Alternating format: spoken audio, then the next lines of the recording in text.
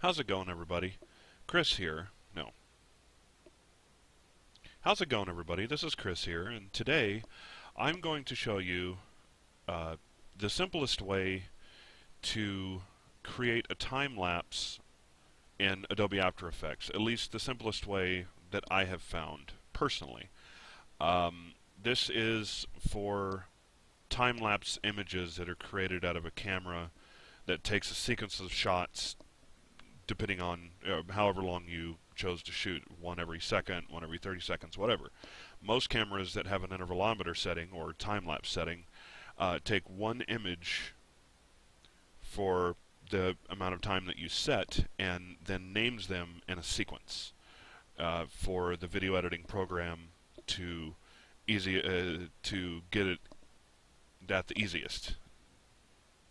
And in the case with Adobe After Effects, you can load the images in a sequence. So I'll show you that in here in a second.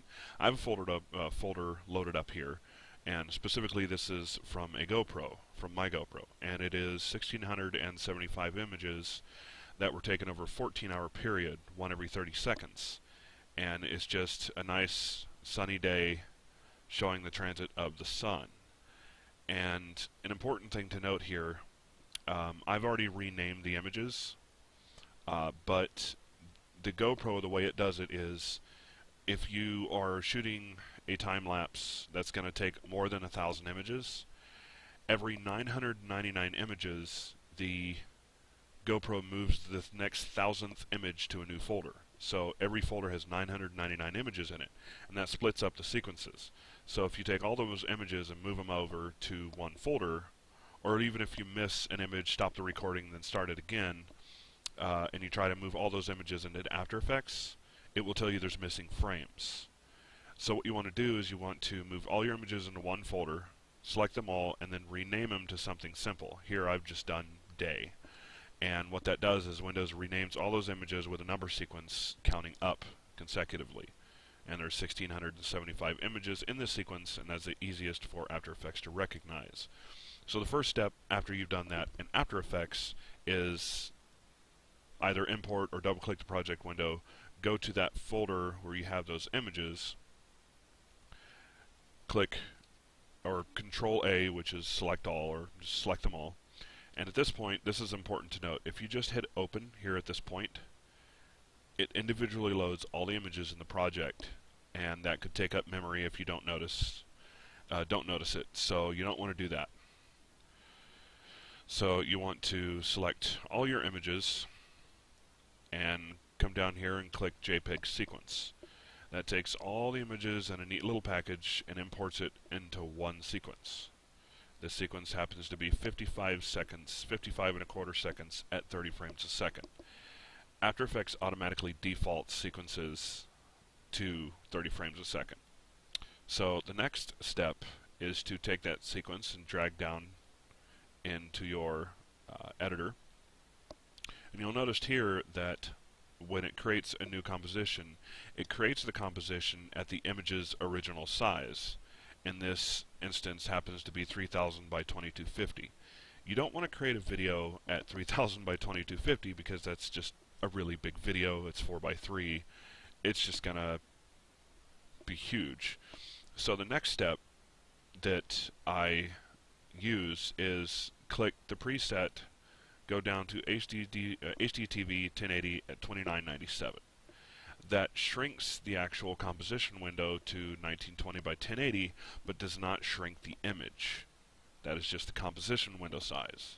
And then click OK. At this point you can change your frame rate settings.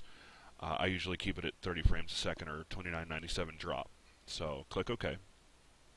And at this point you can resize the image by clicking or dragging one of the corner markers and resizing it to fit. But that's a little finicky because you have to make sure where your edges are. The next fastest step is to come down here to the editor, select your sequence, right click, go to Transform and Fit Comp Width. That automatically fits the image to the width of your composition window, which happens to be 1920 by 1080. If your images are a different aspect ratio, say wider than the comp is tall, then you just go fit comp height. Basically, fit to comp actually stretches it. So you use fit comp width or fit comp height to best fill your composition window.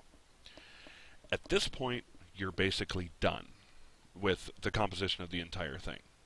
So export, add to render queue. I have already set an output module and saved it for my time-lapse settings. But the settings I usually use for this one are 30 megs a second and no audio since it's a time-lapse, and H.264. And that's basically it. So what I'll do here is I'll now run through as quickly as I do it to see how fast it really is when you get down and dirty into it. So select all files, JPEG sequence, open, drag into editor, right click composition settings, 1080-2997, right click transform fit comp width, and you can move it, I forgot to tell you, but you can move it around and get the frame where you want it. That looks about good. And then file, export, file, export, add to render queue, select your custom setting if you saved one, and render. And that is it. That is the simplest way that I personally found in After Effects, the fastest way to create a time-lapse from time-lapse images. Thank you for watching. I have been and always will be Chris, and join me for my next video. Thank you.